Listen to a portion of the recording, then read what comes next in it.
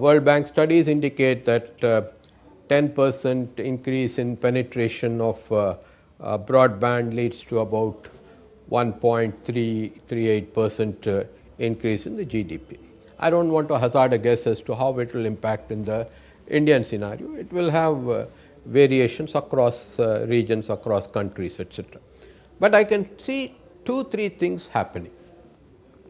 Let's look at the digital scenario in our country. Quite a lot of things are happening. One, the information and broadcasting sector is on a digitalization path, and that digitalization path indicates that by 2015-16 several parts of the country would be on the digitalized platform. We do have about 100 million cable TV homes. So, I can see that these 100 million cable TV homes would tomorrow be on the digital bandwagon, if I can use the term. If they are on the digital bandwagon, why can we not work together to see the various sectors, the telecom sector, the IT sector, the media sector and the entertainment sector all converge, and the national optical fiber network can be a carrier on which content can travel to consumers across all geographies. This is the way I would like to look at it. Now, if I were to look at a scenario 5-10 years into the future, I look at it this way. The NOFN project will have an investment of something over 20,000 crores. It is about 20,000 crores as an initial estimate, on the analogy that we would have 2 kilometers for increase for every 2.5 lakh of the Gram Panchayat, taking about 5 lakh kilometers. But having done a survey, and I do know that the average is about 2.33 to 2.38, even if I take it as a 2.4 average, it comes to about 6 lakh kilometers. So, the cost in itself, because of the increase in length, would be there. I would think the totality of investment by the end of the implementation phase could be anything ranging between 25 to 30,000 crores. Now, I would like to look at it. If there is an investment of 25 to 30,000 crores on the telecom infrastructure, then what are its implications across sectors? You need to have devices. So, it is the electronic sector. So, you would have several 100 million people who are coming on to the digital bandwagon as first time users, as repeat users, as upgraders and the like. So, you would have a whole host of electronic devices that are coming up, which will try to lure the customers, and you will have a growth path for the electronic industry. Second, I would like to look at the IT sector. The IT sector will have to come with content which is relevant and which is in local language. We are a multilingual society. Anglocentrism will not drive the internet in India. We will have to see that content is provided in various languages. Just like the Indian film industry, it's Bollywood plus several other languages. The South Indian industry is film industry is a very popular thing down south. So, you would have a whole host of languages, Bangla, Telugu, Tamil, Hindi, Marathi, etc. And you will have to have language specific content which should then drive the internet. People want content in their language. All of us, when we tune into music, tune in invariably to music in our languages. We are most comfortable in that. So, we must try to see that entertainment and content ought to be predominantly in the local.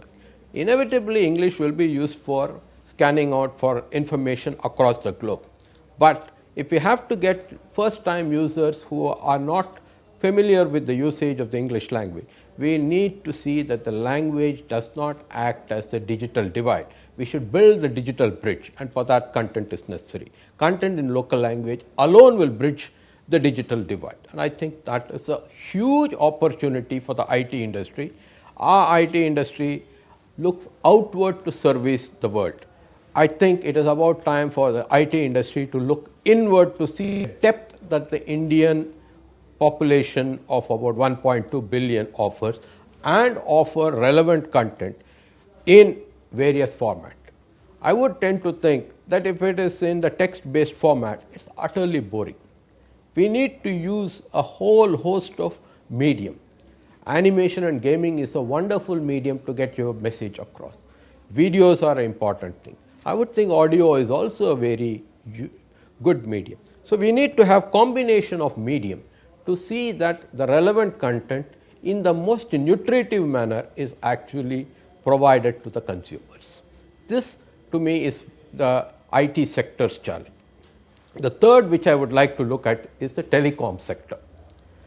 In the telecom sector, the voice sector has seen high competition, and today we as a nation of consumers have got the benefit of the best tariff anywhere in the world. I would like this to be repeated in the data sector also. 15 million broadband connections to move to 600 million as per the national telecom policy by 2020 is achievable only if there are a blend of factors, which I would like to call as the 5 C's. Connectivity being the first of them through the national optical fiber network and the telecom towers, the 2G, the 3G and several of the 4G towers that are coming up. Content which is to be relevant and in local language. Cost of devices to be very affordable. I would think sub 5,000 rupees smartphones is the order of the day. Please get a smartphone which is sub 5,000 rupees, and I think the market is big for absorption. You need to have competitive tariff. I would like to think that competitive tariff will drive. Consumers are king. We should all recognize that. So if we have competitive tariff, just like the voice sector, the data sector is bound to boom. And the last but not least is computer literacy.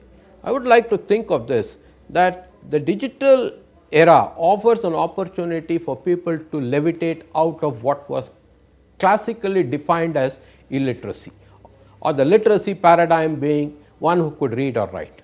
But one who can use devices and can get along with life, I think we should treat them as literate, computer literate. This is the terminology I would like to use, digital literate. And it's not necessary that you need to read and write to be classified as literate. Writing is just a few centuries old, but we are an oral society. Oral traditions have been in place. I think we need to look at that particular facet to see that we are able to levitate up this thing. All types of search engines should come about in manner wherein language could become the medium of expression, voice recognition could be the way in which to move ahead. But I think that will offer the real challenge for the IT sector, for those scientists and engineers who are working to really see that the digital divide is bridged. I think this is an industry where the multiplier factor, if I can use that term, is about 1:6 or 7. So I think if about 20-25,000 crores are put in the NOFN, there would be a comparative investment of about 1,50,000 crores, which will span across several of these telecom, IT, electronic, media, entertainment sectors, which will actually play a huge part in the economic growth. It will have a bearing on agricultural productivity. It will have a bearing on industrial productivity. It will have a bearing on financial service. It will have a bearing on banking service. It will have a bearing across the entire stream of the Indian economy. I certainly would like to think that this particular paradigm of the digital growth or broadband growth having a multiplier effect or an impact on the GDP, 1.38%, would definitely happen in the Indian sector. We need to work in tandem. We need to work in a very coordinated consortium mode manner, mission mode manner. That's where I think that this project of the NOFN can be a game changer. It promises a lot for the future. Smart cities can come up, smart villages can come up, smart activities can come up, smart offices can come up. We will be smart people. That's where I look at the growth profile.